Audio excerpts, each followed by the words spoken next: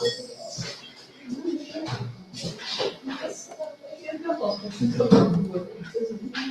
didn't tell you all that I'm sensitive. I'm really easy to get along with. I just need my attention.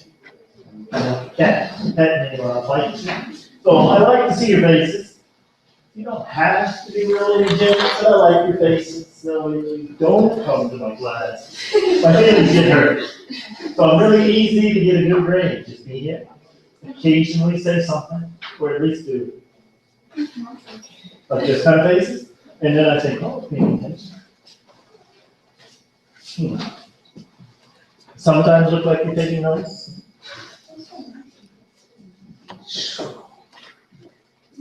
So, okay. What about the part of fundamental rights? Fundamental, you mean like human rights would be, well, they're mostly going to fall to the public.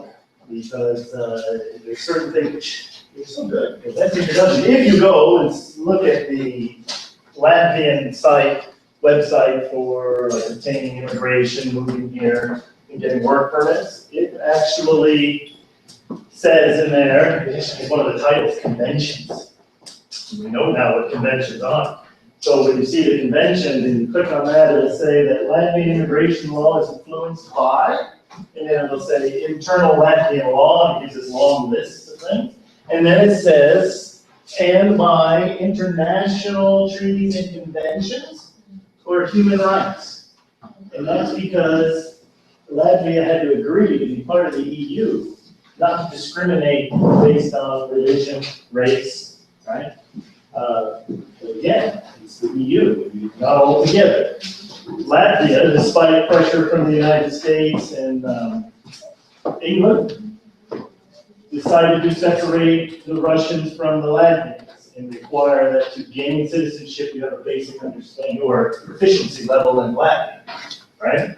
And the United States says it's not fair. You know, human rights, if people speak a different language, that doesn't make them not Latvian. And where the rest of the EU doesn't do that, Latvia, I don't know if Estonia does or not, retain that little sort of clause. But we understand why, right? A little bit of fear of if you speak Russian, maybe you are Russian, and maybe down the road you side with another side, right? So you guys have politics that are extreme sometimes. So it's amazing what she said. Are you Latvian or Russian? She said Russian. And you were born here. What is she? Latvian Russian. She's Latvian. She's of Russian descent, right? Or Russian language, even Russian culture. But she's Latvian by nationality, right? Can she go to Russia and just live there and not do anything at all? You have to do something with that passport. Latvia doesn't recognize dual citizenship. Russia doesn't either. So she would have to surrender her passport, give up her rights to the EU, and become Russian. So, as you can see, pressure. Oh. And I do human rights law. That's my other side. That's kind of like my excitement that I do, and so I spent the summer in Russia, Ukraine, Poland dealing with human rights. People do horrible, awful things to each other, extremely horrible. So the politics I don't care about. The people that suffer in between, that's pretty serious. So getting some people out of countries and doing strange things is kind of exciting sometimes, but very sad. You see a lot of horrible things. So, to start our next lecture on international business law. Look, we're 2/8 done. That's 1/4 of the way. Soon finished with your first semester. We're going to talk about conformity. Conformity. What is conformity? Insurance. Ooh, it sounds good, but no. That would be confirming. Conformity. Conformity. So conform means to be like something, to conform to something. Conformity is the noun or the yes of being in together. And businesses prefer conformity of laws because they want to know what they can and what they cannot do when they do business abroad. So if a company in the United States wants to do business in China, they want to know what can I do, what can't I do. And many times I advise clients, you sometimes do what you need to know that. Because sometimes you just don't want to do what you're supposed to do, what you promised. It's okay, as long as you know the risk. See, I opened up the curtains a little, now we get a feeling of breeze, right? So, sometimes you do what you didn't promise. You said you would do this, but you don't do it. But as long as you know what the penalty is, then that's your risk, right? It's like a child who says, you can't punish me and say I can't go out on Saturday because I didn't clean my room. You didn't tell me. It's not fair. Right? Or they try to say, well, it's not that big of a deal. Why don't we just make it to where I have to come home at 11 instead of 4 a.m. on Saturday? Okay?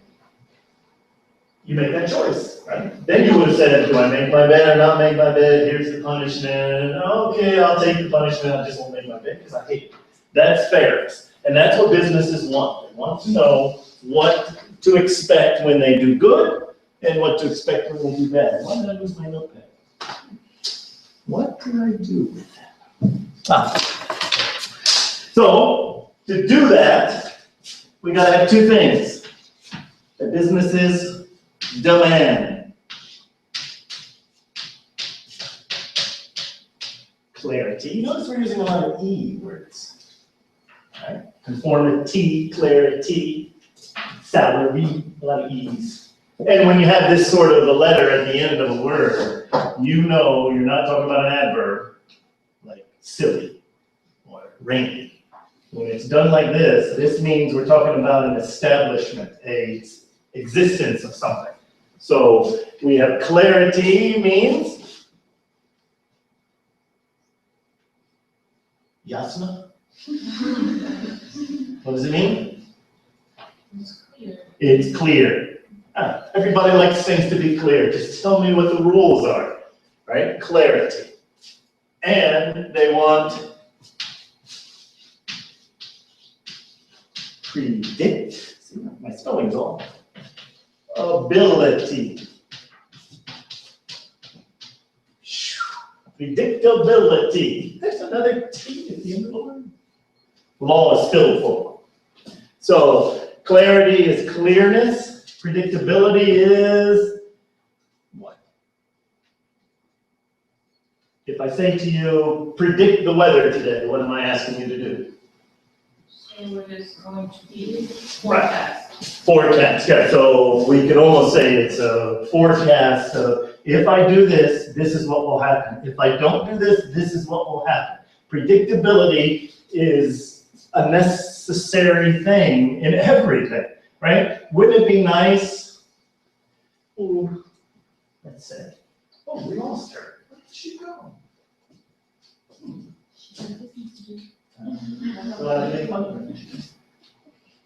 So you're married. Wouldn't it be nice if you were married that your spouse, you could predict how he was going to act at any given time? And most of us, we're pretty predictable. Don't feed us, we get a little angry. Turn off our football, get a little nervous. Make us talk to your mother too long, go crazy. You can almost predict it. We complain about women that you're not predictable, right? So what we say is, well, on Monday, she did this when I said this to her.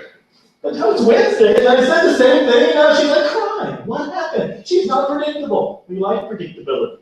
You want predictability in your parents, so that when they give you a little punishment for not making your bed, the next time they give you the same punishment. Right? You understand it. It's okay. But sometimes they overreact, and they go crazy and take your car away from you. Right? You don't understand. It's not fair. You wanted predictability in me. You want to know that in the end, what I say I will do, you will do. Businesses demand these two things. They need to understand what you're saying to them in the law, and they need to be able to predict the outcome of events. And if these two things are there, we can do business. If they aren't there, we have trouble, right? So, and that comes down to the way the law is applied. So if we have a law that says when goods are delivered, then the paying agent, bank, will deliver funds. It's pretty clear. When the goods are delivered, oh wait a minute, what does delivered mean? Does that mean at the dock? Does that mean in the store? So we've got to have some clarity on that. Predictability is that the money will be there. And if it's not, this is the punishment the bank gets or somebody gets for not doing it. And if we have it, it's good. If we don't have it, we have problems. Problem is, things are never always very clear, right? Like 90 days within every 180 days. Latin countries don't understand the same way. Germany does. And I don't know who ordained from God Latvia to be the guardian of the European Union, but it is tough to get in through Riga. I'm a little funny because I got these passport issues, a lot of Russia, a lot of jumping around, a lot of things. And when I come in, sometimes they're just like, hey, look, you're so careful. In Spain, they must have had a siesta. I came right through, there was nobody there. Can you imagine going through customs and there's nobody there? I can't get my passport stamped. And it wasn't stamped. Imagine me coming into Riga the next time I went out and came back and missing a date. As I sat there while everybody else went by, poor Thomas, and then you always get the same phrase. It comes out whether you're in Latvia or Russia. What's your problem? And it's like, I pull out all these things, and when I said, oh, but they just didn't stamp it in Spain, he said, ah, bastards in Spain. Right? So, Italy, Greece, Germany, don't ever try to mess with Germany going in and out of the country. Right? Poland watches pretty good too, but I'm American, so they don't look at my passport. Don't go by bus. Don't travel by train. If your documents are a little fishy, fly. Because airports are nice. All the nice people work in the airport. All the mean, nasty ones are catching the buses coming across from even Poland to Germany. They'll stop the buses and go through the bus looking at documents. Because they know the poor people with no money or students who have no clue what they're doing are traveling by bus. And sometimes they can do a little money for me. Right? So, but the airport is pretty good. Predictability. So the hopefully there's not much difference, right? You don't want big difference between US law, trade law, and European trade law. If the law is this way in America, it's much easier for an American to do business in the European Union because he understands the laws and vice versa. And so that's the pressure governments are getting today. Business rules this world. You may have some crazy leaders at times that do things that don't make sense, but they all are pressured by business because we want free trade. That's the name of the game now, right? Free trade, globalization. Which country came up with the idea of the EU? Thank you, goodbye. Who always wanted Europe to be one big country? What country is it? Germany, Netherlands? Germany. The German man's idea. And he said, we need one government. And he said this back in the 70s. Europe should be one government. He said, but before you can have one government, you must have one. Well, it's the thing. What do you have now? Latvia is not one government in Germany, but what do you have? It's exactly the same. Currency. Right. So it's a German idea. One government, start with one currency, eventually you all vote and become one big nation like the United States. Yeah, the United States is 50 nations built into one. So never say the US this. The law in Florida is not the law in New York. very different. So just like the EU. And it was a good idea, and it works for business that there's free trade. And so that now you have the wine from Spain, and it is supposed to be cheaper because it doesn't have to cross all these countries, right? And you have to pay tax on each country as it crosses, another stamp, another slow. Can you imagine what it used to be like driving from Rome to Riga? How many times you had to stop at the border? Now you just get on a bus and so many hours later you're there, right? So money, it's all about money. And when governments don't play the money game, there's problems. So the problems with Russia, politically is one thing, right? Fighting with Canada over who's going to rule the Arctic, right? Poor Canada. Canada says it's ours, Russia says it's ours. That's territory, that's oil, right? But when Russia's economic system won't play the game, then nations get upset because they want free trade. Businesses want money to flow. For money to flow, you must have clarity and predictability. Russia has no clarity in their laws of business. And you cannot predict what's going to happen there. So every day there's a changing in their laws.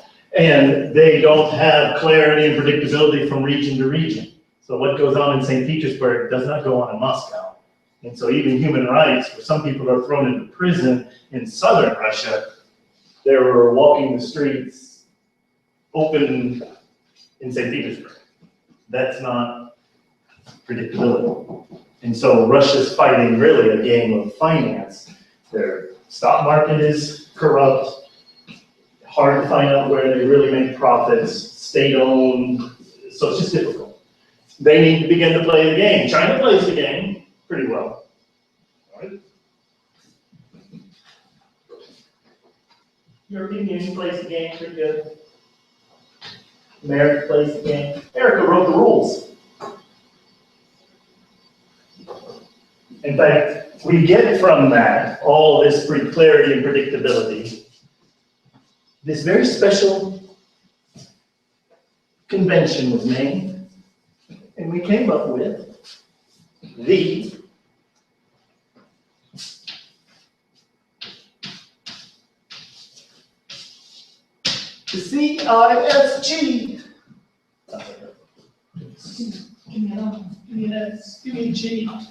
It's the contracts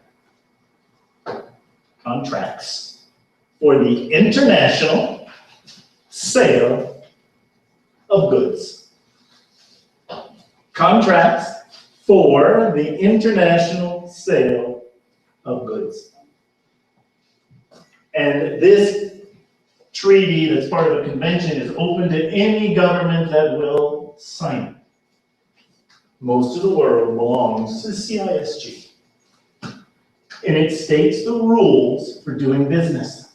Again, it states the definition of buyer. It states what a seller is. It states the remedies, which are the ways to fix things when things go wrong. All spelled out in the CISG. Massive signing all the way across. Many countries agree to it.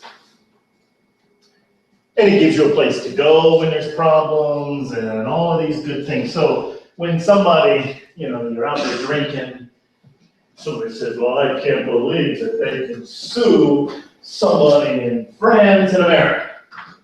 Who do they think they are? Well, France signed the agreement, and so I can sue them in America. But vice versa.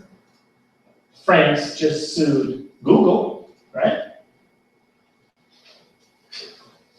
And now Google's having a heart attack and saying it's not fair what they're saying.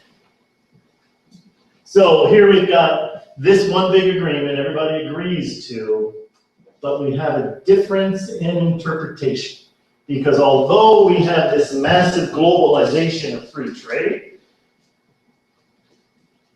we still have Latvia and we still have Poland, and we still have Russia, and we still have the United States, and how we feel about these laws are different. So, for example, legal term, specific performance. Specific performance.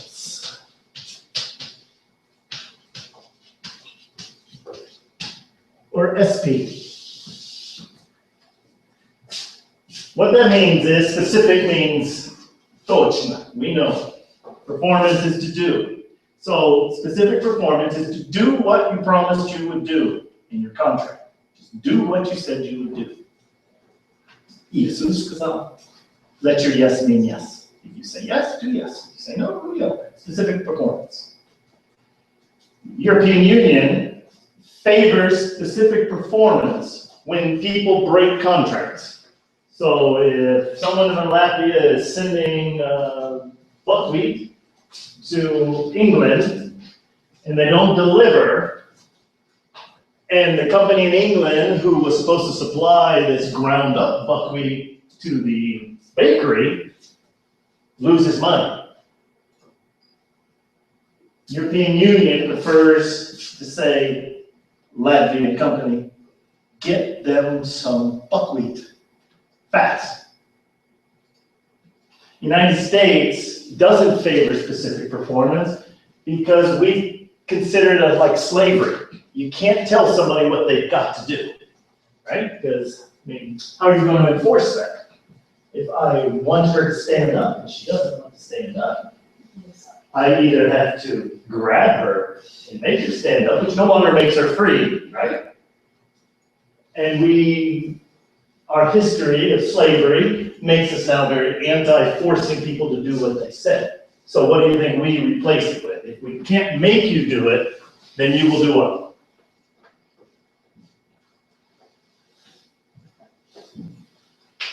If you can't make me deliver the buckwheat so that the company in England can sell it to the donut shop, and the donut shop can make their money by selling it to customers, what can you make me do?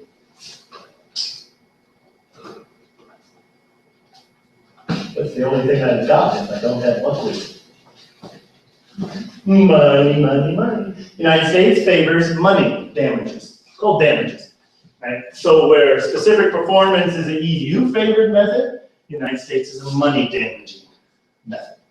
And it just means, well, we can calculate, it's easy to calculate, roughly, how much money was lost, and make me pay for the lost profits from all these companies.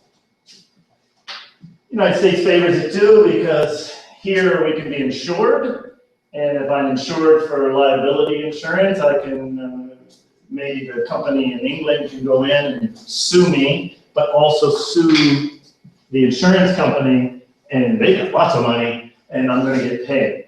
Where here, imagine what a court has to do. What can they do? They're gonna put a policeman in my shop? What's a policeman gonna do if I don't do it? They're gonna put me in jail? Okay. We don't like that in America because that's one of the reasons why in 1776 we split from England. Because if you didn't pay your debts in Europe, they used to put you in jail. That's a smart way to get you to work to pay your debts. Right? So the United States said, no, let's not do that. What we'll do is let somebody be able to work. We just put this big judgment against them and they got paid. If they ever get a house, I get their house. If they ever get a car, I get their car. So we prefer this.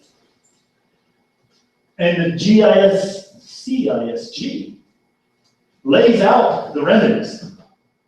But when it goes to a court in France, they might come up with a different decision than if it goes to a court in the United States. So we can't, and that's only because of traditions, history of your law in each country, and who's to know those, right? You should know who you're doing business with, right?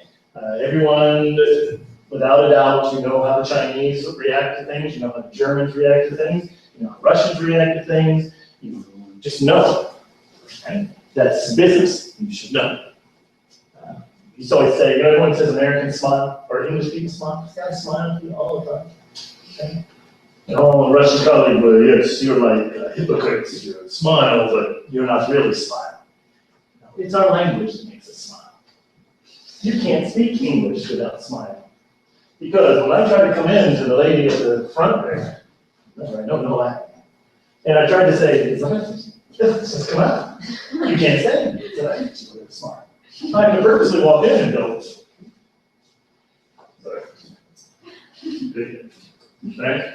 Because it's not, English is a language of music. It's a song language, like Korean and Chinese. And so English requires ups and downs, and so we smile for our muscles to say our words. Hello. That's why you get, oh. But you can't say hello with a frown. No, it's trying to say hello with a frown. Hello. You said just smile. Say hello. No. Oh, yeah. Oh, you do. Oh, that's sexy.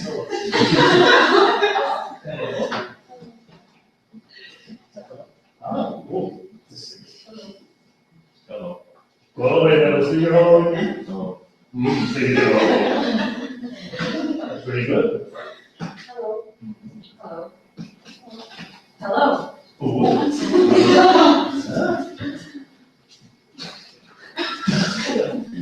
Difficult part about the entire day will be this hello. Hello.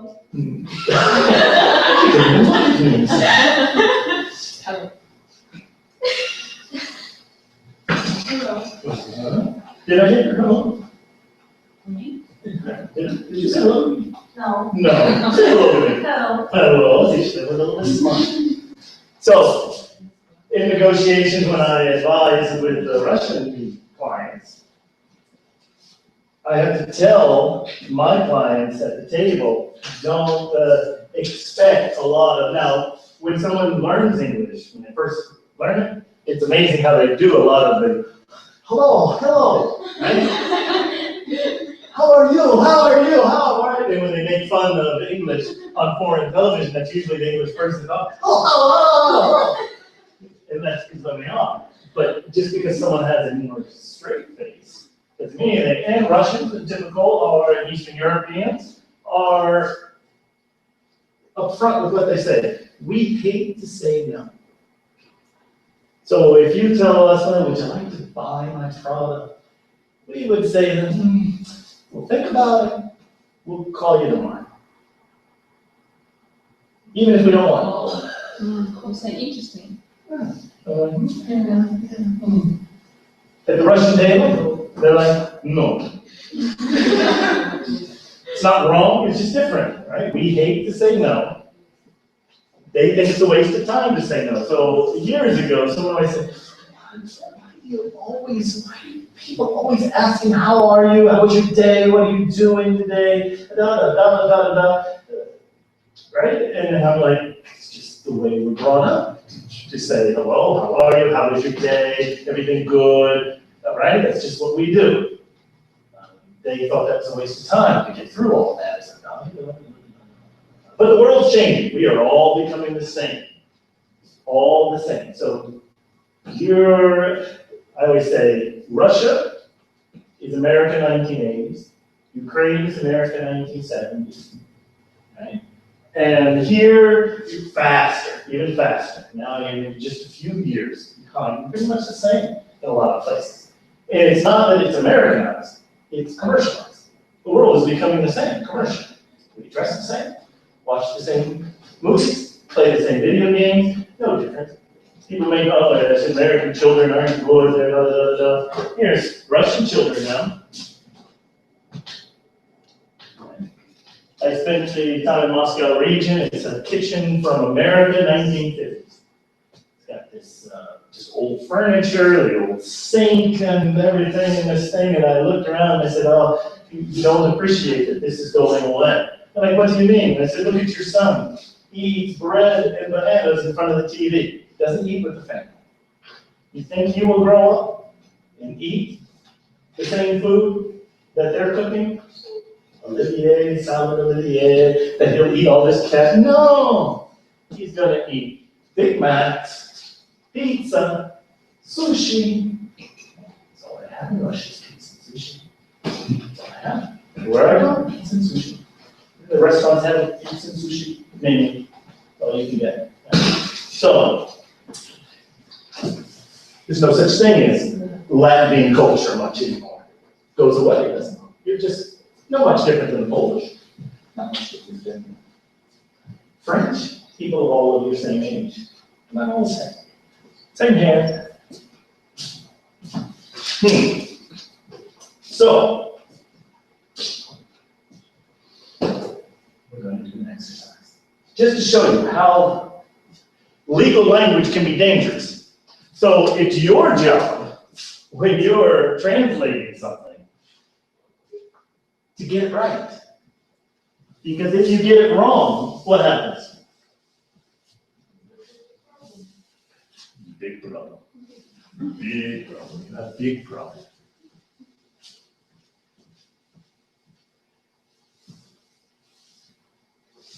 So we're going to look at, let's see, we need groups. We need translation groups. Let's see. I'll tell you how one worldwide organization does their translation. It comes out in English, and they send it all over the world. They translate more languages than any other organization in the world. They do it in groups of threes. Translation groups of threes. There's a captain, and he works with somebody, and then the third person that gets the information separate and gets a chance to look at it. And then the two translate it, send it to the third just says, is that what I thought? Then they all meet together and they fix it and go through. It's a good method. It keeps everybody in like little separation and nobody has total control of what the words are going to translate. So we're going to try some groups of threes here. How can we do it? So if we did three, and then we did three, how am I going to do that? Three. Oh, that means you're going to move. And we can do these three. And if we put you here, you have this thing. And is that in you? In you? Right. Did it all work out that everybody did threes? Awesome. You're with it, right?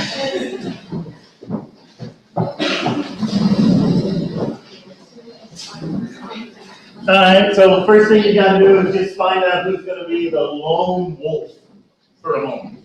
So in other words, two of you are going to work on it together, and the third person is going to have to like get up and go for a minute because you can't listen to the other one. So first, take a moment, choose your third person who will just take a moment and leave.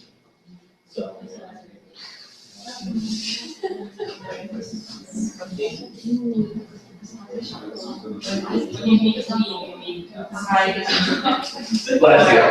All of that. No, it just means you can come up here to the like front seat. And, so, who's going to be your third person?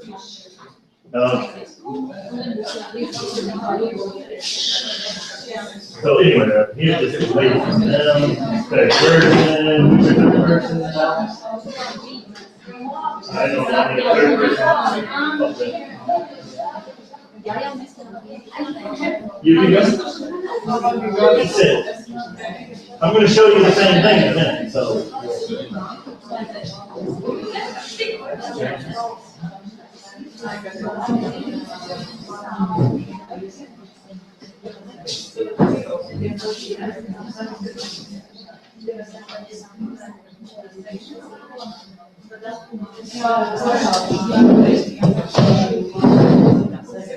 If it's right, this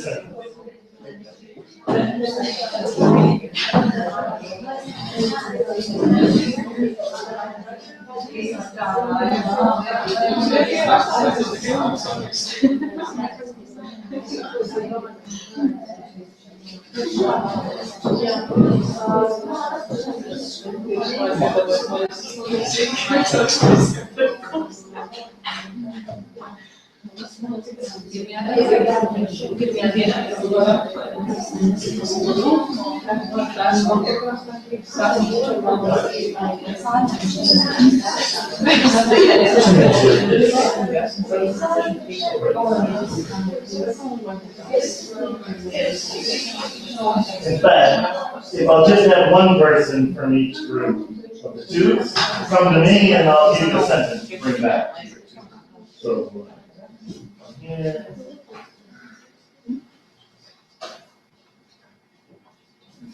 You can talk to the parents.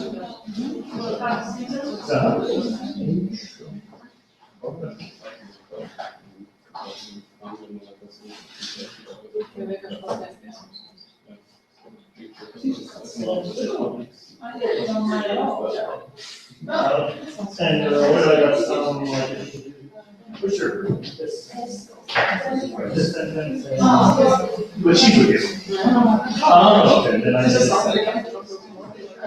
this first.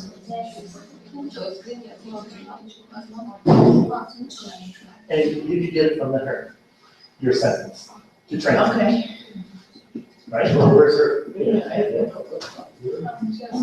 This needs to. She's yours. He's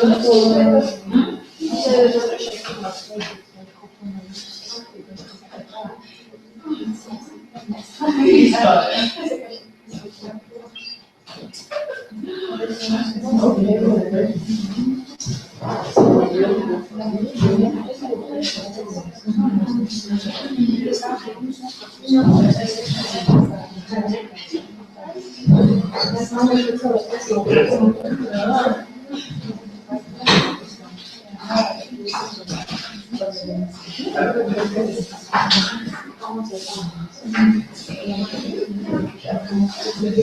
And she's got it from her, the sentence? I don't think so. Help them. They need your sentence. They just don't know what's going on. So you guys aren't going to, you can look at this sentence here. Read it. Stop one. This is stop one. Just, you can read the sentence there, your group is translating them out. So what's going to happen is when you get back, so you think now, how would you translate it? You're going to get their translation, and the three of you will work out what you think it means. Come to a final decision. Well, the English translation of that little sentence. Not a bad sentence. It's not long.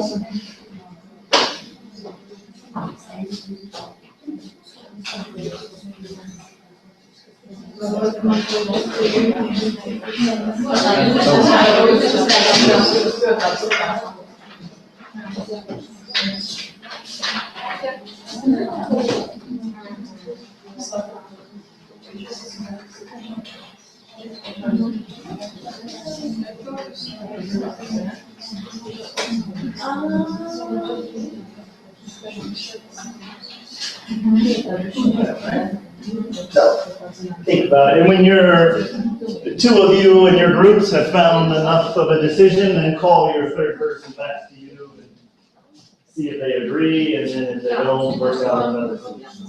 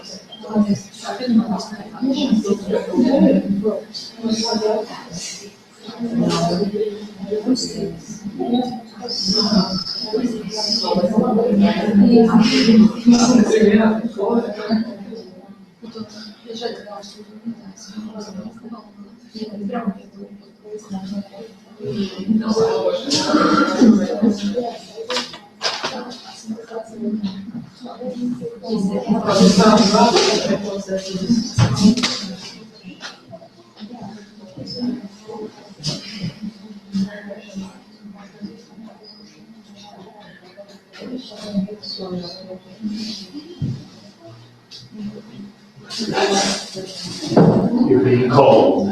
Summoned. You can enter.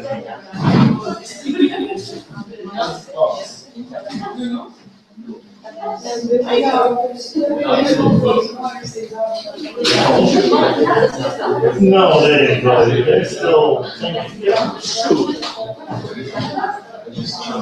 No, they're not. Never trust.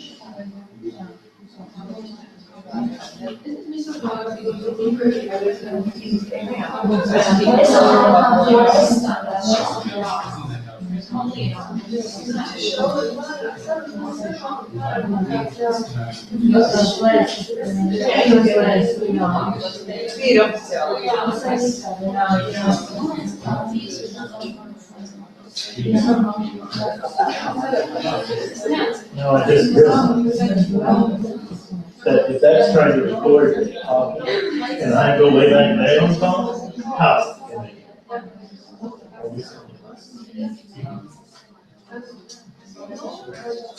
One you guys are here.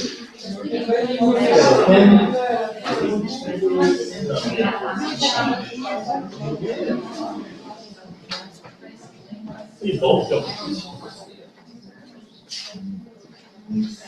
Where are you? Those circles.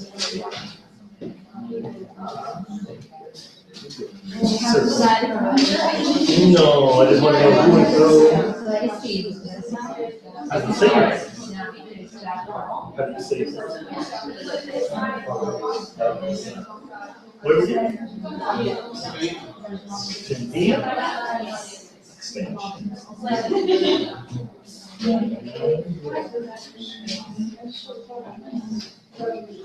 Are you guys still thinking about it?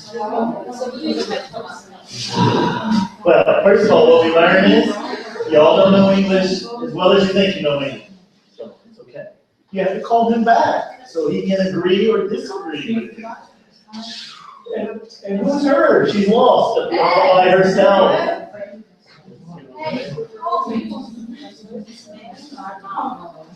They're still translating.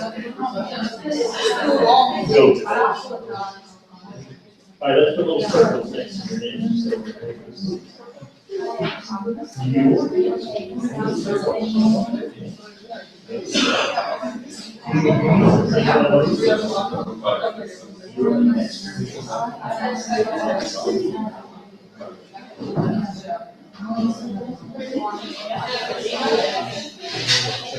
Good.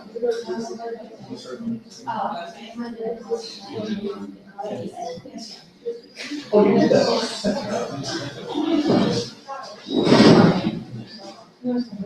Circles.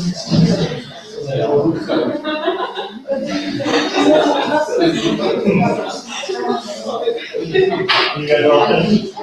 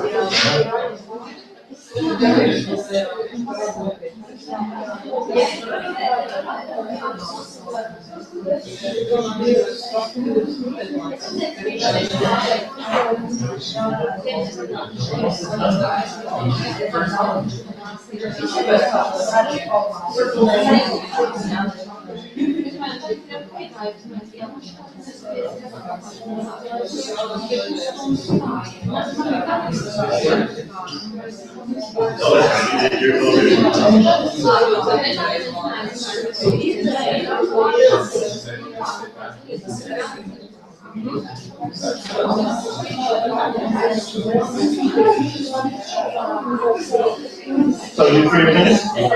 One of you has to go over the border. There. One of you three, you're finished, needs to go over there. Somebody else go there. No, it doesn't happen. Anyone? You can say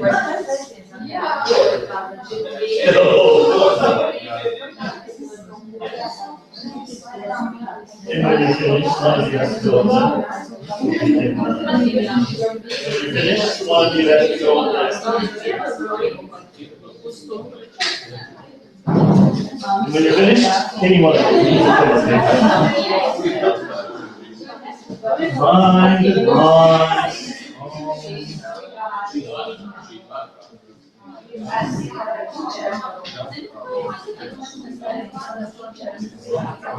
Which one was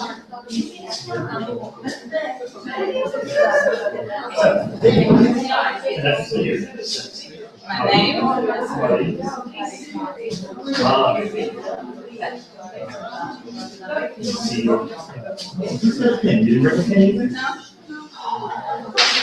I don't know why I come the first day and don't bring it. So we have some there at our table. You- You're welcome.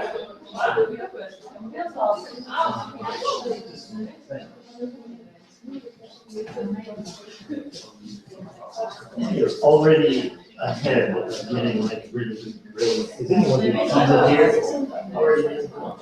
And where are you?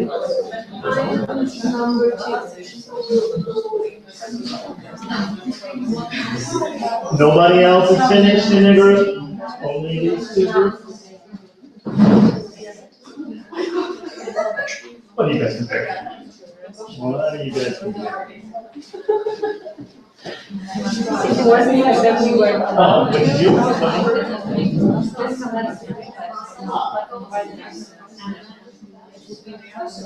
Who's coming up for your group? She's coming today. I see. What number are you on? Oh, don't you just like me? And which number? Which number?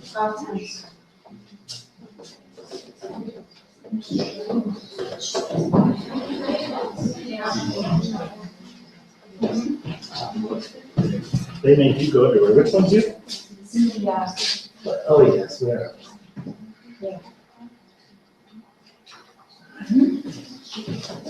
So to make my life easier, I just go by pluses, right? I don't go by minuses. If I tell you you have a minus, that means that's half of a plus. They all get an extra plus, because they were the ones to come up there. Because I think it takes a lot. They didn't want to come. She didn't want to come at all. They make her do everything in her group. Your group is your group. Remember who you sat next to? Because we'll do this often, and then, if somebody doesn't come, we'll figure out something. But if you don't like your group, you can write a long, page-long paper of why you don't like your companions, and submit it to me. I will think about it, and maybe we'll change it. So we all know our sentence. It's a long sentence. And what did your group say it translated to?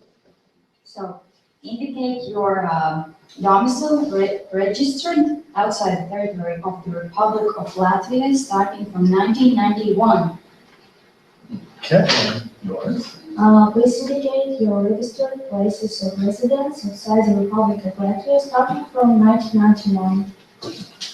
Please indicate your places of residence registered abroad since 1991. Oh, she used a British abroad. Please indicate your registered, no. Please indicate your place of, no. Please indicate your registered place of residence outside the territory of the Republic of Latvia starting from 1991. Indicate your registered places of residence outside of Latvian Republic dating back to 1981. Please state your registered place of residence outside the territory of the Republic of Latvia since 1991. So let's go back and just read that part about the date. So outside Republic of Latvia, since or from, how does that last part? Starting from. Starting from, Starting from? Dating back to. dating back to life. Since. Since. So let me read it to you how the government of Latvia. The other thing, this job, you guys should be able to get jobs. Because I've never seen worse translation in governmental documents than in Latvia.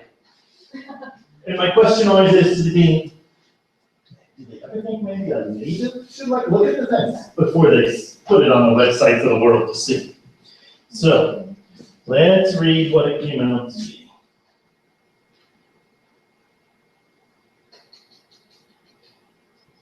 Indicate registered places of your residence out of the territory of Republic of Latvia. You forgot the article the. So it should be the territory of the Republic of Latvia as of with 1991. As of with 1991. That makes absolutely no sense at all. As of with. Something similar you would write in Latvian, and that's the case, they probably took the words and just Right. talked into And it. just, so you can sit down. Very good. Actually, every one of your groups did well. Did you find that the third person that came, any difference in the translation than the two? Or was everything like pretty much the same? Did you agree exactly? Did you agree exactly to that? When you sat down, did you agree exactly to their translation? And your group, you were the one, third person, right? Did you agree exactly with them when you did your translation? Or did you make some opinion changes? No, I was. Okay, you were the one. Yeah. Did you have a difference? A little bit. And you? Did I do the same? Who was it? You. Little? What was it? You. A little different? That's a good method. If you're ever doing anything, try to do it in groups of 3 like that. It works commercially. Worse is letting one person do a translation. 2 doesn't work because nobody wants to hurt somebody's feelings. Really, it works that way. But when there's 3 of you and you separate, there's not that confrontation of a dominant interpreter, because the dominant or translator is not necessarily the best. Can I use this to the end of the class? Yeah, probably. Probably, it's Well, it's not hers. mine, then. Oh, you just stole it to give it to us. That's fine. Okay, can I use it to the end of the class? Try not to throw it inside. It's a very nice pen. Look at those stripes in there. Fancy one, isn't it? Yeah, it's very classy. Watch out, because I steal things, so. This is getting my way. The difference between since 1991 means what? What does it include? What dates? 1991. 4. Back to, what was our phrase there, that back to? Dating back to 1991 includes? 1991. What was the one of them we had since? Starting from. Starting from, and that includes? Starting from. Yeah, all of those include 1991. As of with.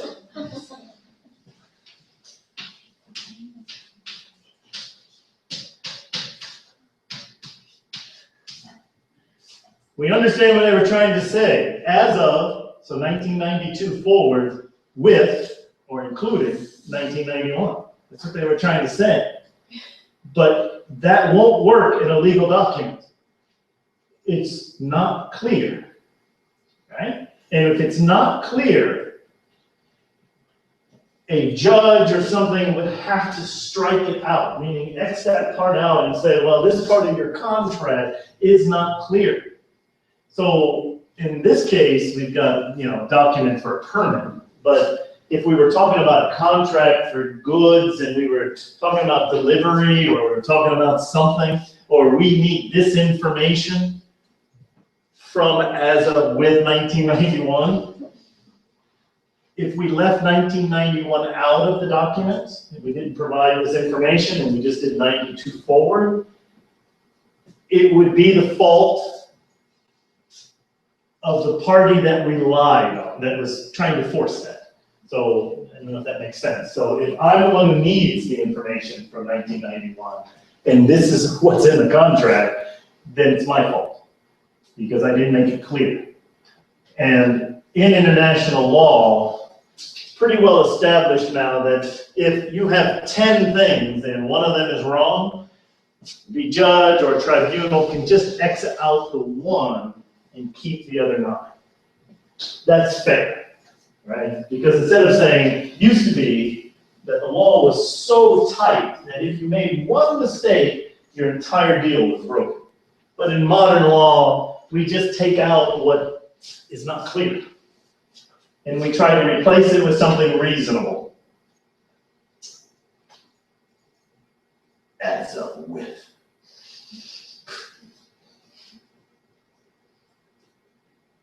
We could go through that entire document and probably fix it. It's got maybe about 10 errors in that one sheet. The hardest thing of English from your language is the of, right? Because you're always wanting to translate it as of, but that's not always the best way. And the other problem is the English for. The English for is like the Russian po. I can never understand the Russian po. По-моему, по-утра, по-улице. Right? It's po. It doesn't make any sense. For doesn't make any sense either in English. You just have to feel it. For a while, for you.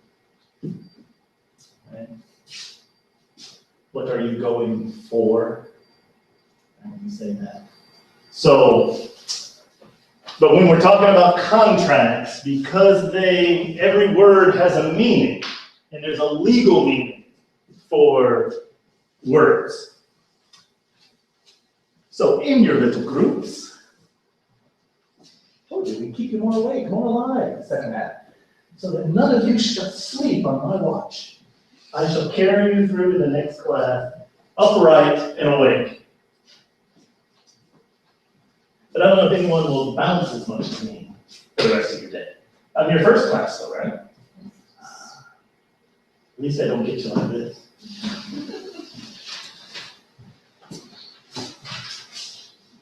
Let's see how I want to say it. So in your little groups, you shall determine what the difference in meaning is.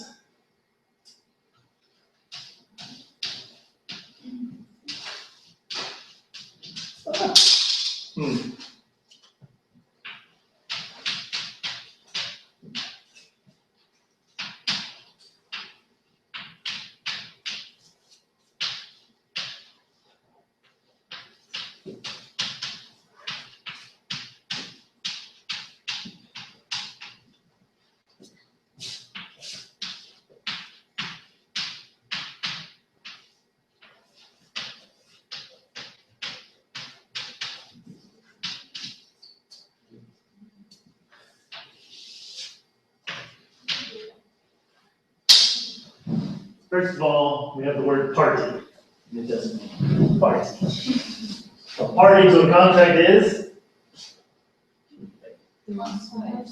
Right. So parties are, used to be really bad in English. The parties in the first part agree to the parties in the second part. But now we just write in there, we state their names, and then from then on, we can call them the parties when we're referring to them as plural. And they're parties because they're part of something. The word party that we think of for celebration is because everybody comes together, right? It's a part, and come. So the parties are the participants to a contract. And sometimes you see it referred to as party A, party B, party whatever. Usually capitalized because it's that.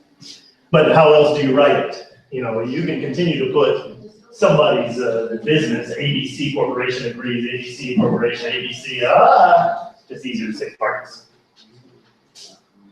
Will agree to cooperate, the parties shall agree to cooperate. Just take a few minutes and just tell me what it means in each sentence, what you think the difference between the two is, and we'll talk about that.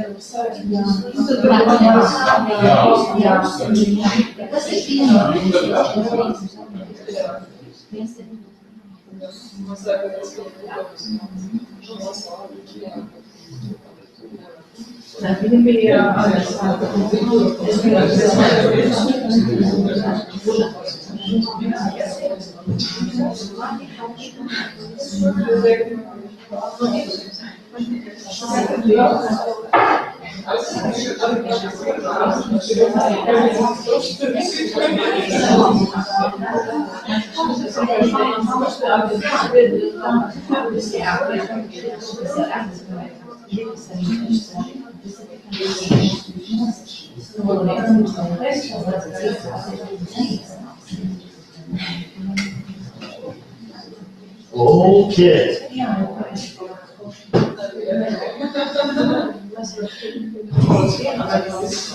Do really well.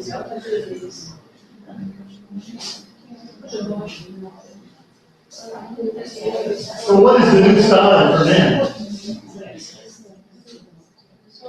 What is the new style for men? Same. The beard. The beard is coming back. All across, everywhere I go, the beard has returned. When I was in Poland, the beard's good because their face is like not a strong face in here, so the beard actually makes their men look good. I think he looks good with his beard. He's like growing something like the beard. You get it, right? Last year you had it.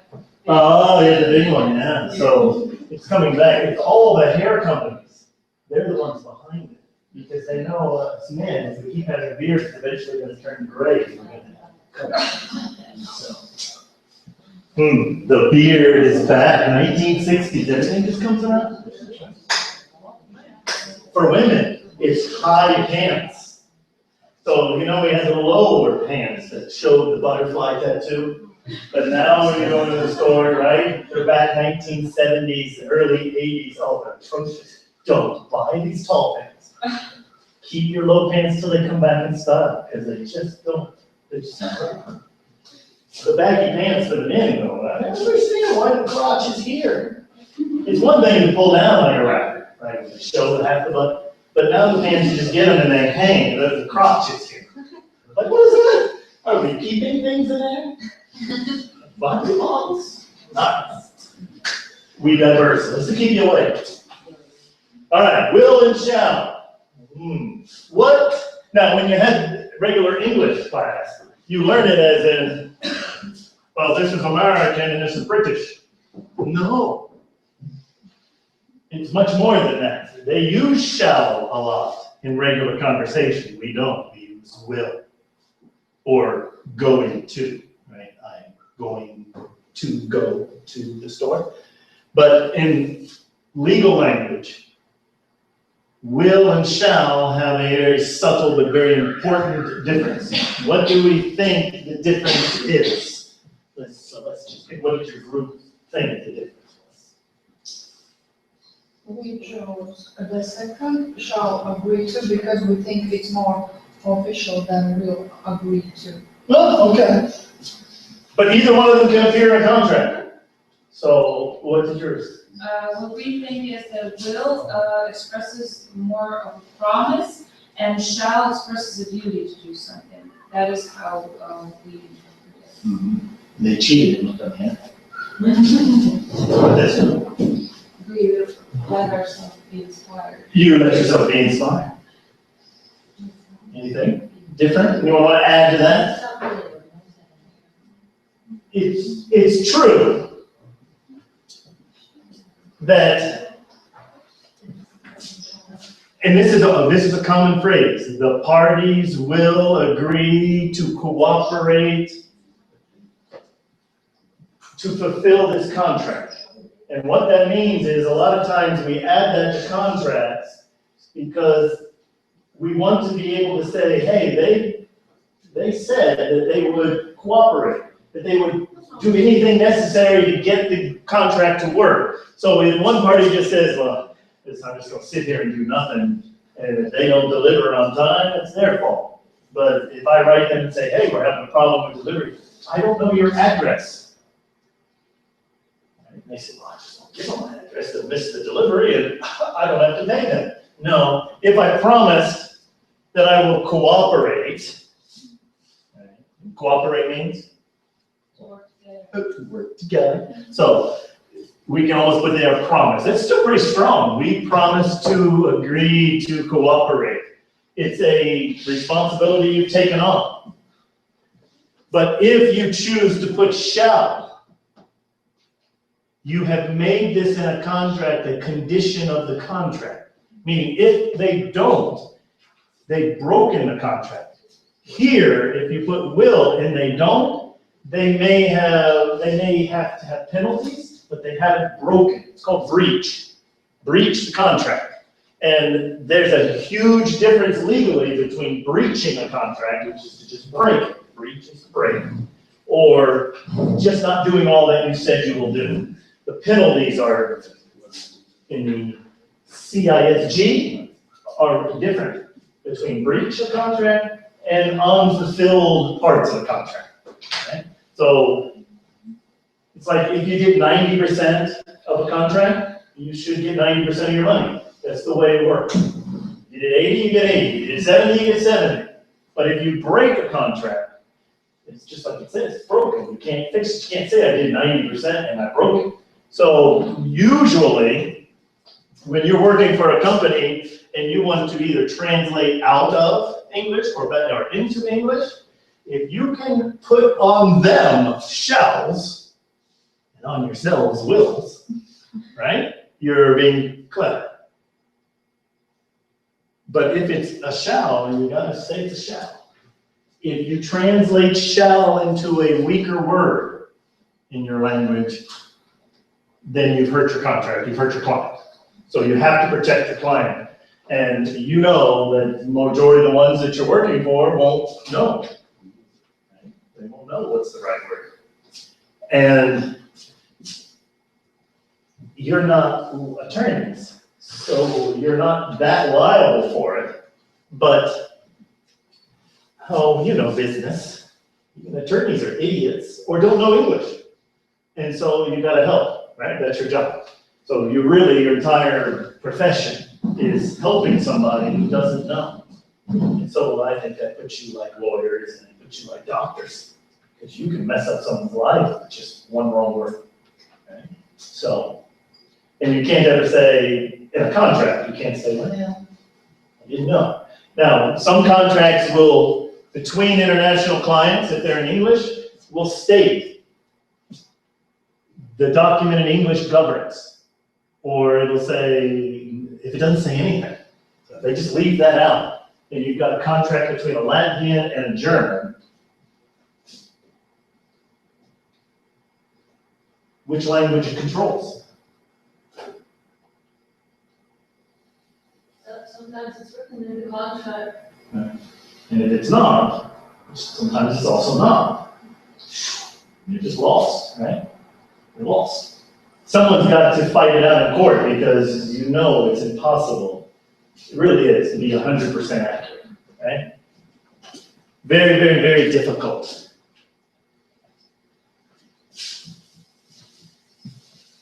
You know how the scribes, a scribe is a translator, or right, translates it out. So the Jewish scribes, one of the best retained books in the world is the Bible.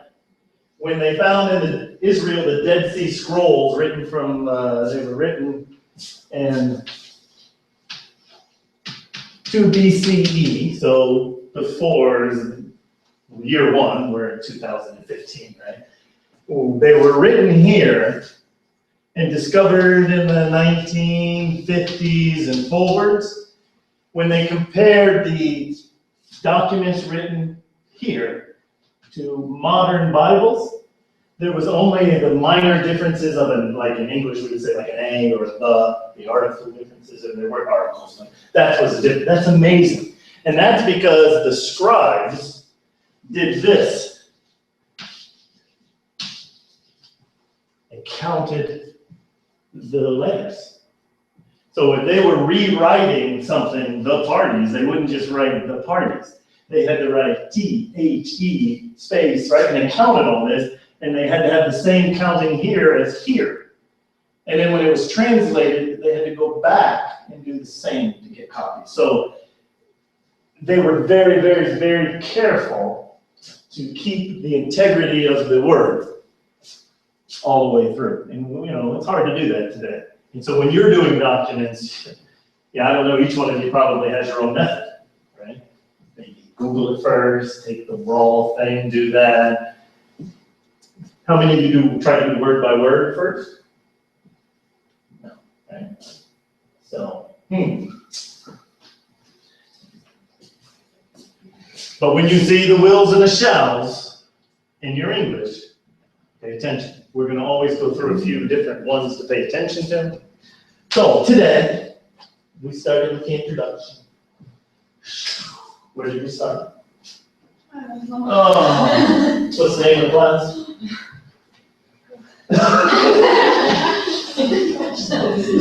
International business law. We started with international business. What is international business? What is international law and business law? Rules that govern those transactions. What's two types of laws we have? Private and public. We would say customs and duty taxes fall under what? Okay. And where do we get some of our private law? Conventions, right? Arbitration, that's your vocabulary word of the week. Arbitration. It should be in your contracts that you'll see, because most contracts today will say that the parties agree to enter into a binding arbitration, and that's just to stop someone going to a court and suing them that they agreed to arbitrate. So that's pretty common today. You want to make sure that you know that word from. And the difference between mediation and arbitration? They are related. Arbitration is Each side is it's like a judgment, Right, judge and mediator who makes the decision. just helps to make parties. So big difference. Don't mess up arbitration and mediation in your translations. They have very specific meanings between the two, and arbitrations will act more like law. So when it's an arbitration decision, you can use that decision sometimes for the next case. Mediation, no. Mediation is two parties agreeing to something. Okay? So, what's our Latin word we learned today? Yes, merchant law, the law of merchants. So, and there's the two things we need to have to make global trade work. Clarity and predictability. That's your other word of the day. We have arbitration, or we have predictability. Say predictability. Say arbitration. Predictability. Either one. With arbitration? There we go. All right. So,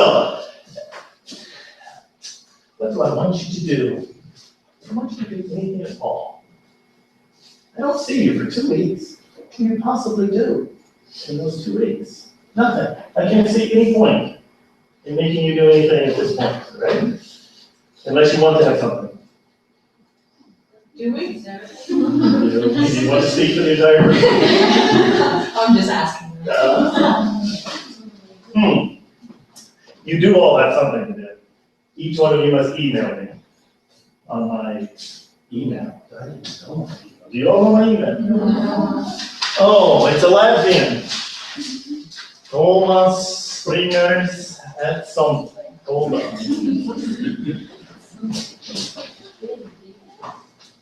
2 S's at the end? What's that? 2 S's at the end? Yes, because it's Latin. No H? Wait a minute, just hold on. People are just so ready. It's kind of Internet voice. Isn't there like a directory of me somewhere? Nobody can find me? Let's see. Oh, there it is.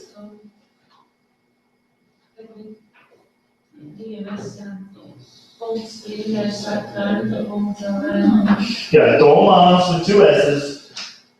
TOMASS dot. We say dot. Deutsch has no form. Dot. Springers with an S. I don't know how to get an S on my last name too. Thomas dot Springers at venta.lg. If you fail to email me, that's pretty bad. Find a way, even if you have the wrong one, that's your assignment. If you can email me, you actually get a plus. It's amazing. You can't, and you don't get a plus, that's pretty bad. But you'll get a plus just for being here today too. So what we'll do at the very end, which I think is fair, we just count up all the pluses, right? Somebody will have the most pluses, or equal. What is that? Like, really? I thought it was God. So yeah, so email me, we'll just count up all the pluses, and I'll know you're great, then I don't have to, you don't have to beg me, you don't have to carry my bag like the last semester. Yes, this is Professor Thomas.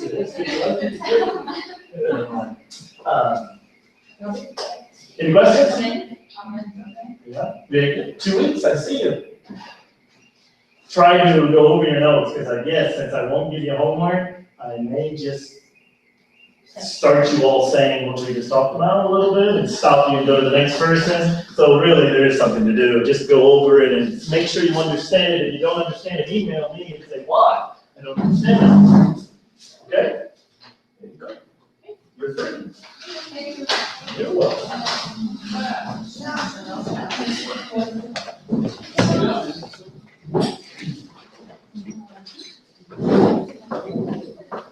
It's okay. I'm trying to.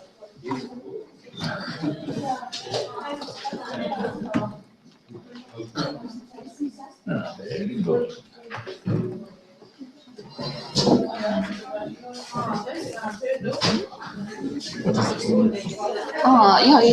Ja,